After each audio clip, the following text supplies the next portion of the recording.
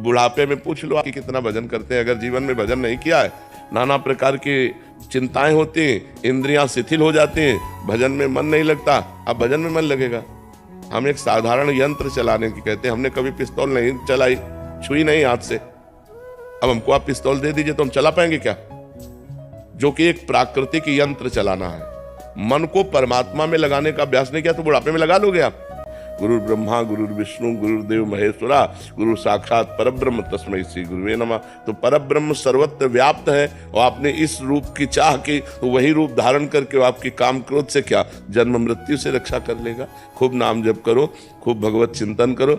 ये शरीर तो पांच भौतिक नाशवान, आज है कल नहीं रहेगा, इसका तो कोई भरोसा नहीं।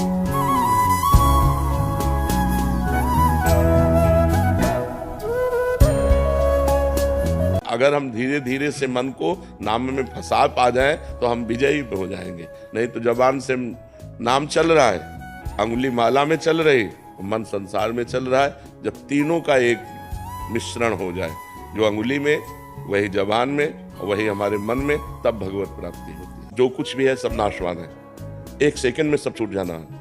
हमारी श्वास रुकी कि हमारा शरीर छूटा, बैंक बैलेंस छूटा, पढ़ाई छूटी, पदाधिकार छूटा, मित्र शत्रु सब एक सेकंड में छूट जाएगा। हमारे साथ क्या जाएगा? हम तो रहेंगे ना। शरीर छूट जाएगा, हम तो रहेंगे।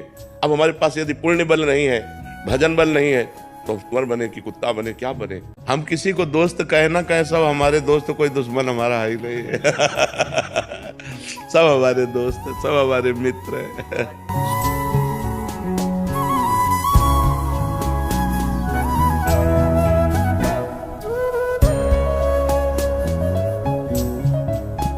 तो के अंदर भाव ये रहता है कि मैं बहुत नीच हूँ, और तभी उस महान परमात्मा को रिझा पाते हैं जब अपने में दैन्य भाव रहता है। सबसे अपने को नीचा समझना, सबसे छोटा समझ, तृणादपि सुनीचेन, यहाँ तक कि तृण से भी अपने को नीच समझना है।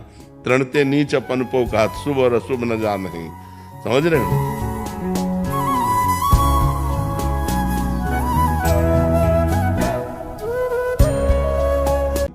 भोलेपन का मतलब बेवकूफ आदमी नहीं होता। कोई भी भक्त ऐसा नहीं होता जो ज्ञान संपन्न न हो। हाँ, एक भोलापन होता है भगवान से, एक अपनापन।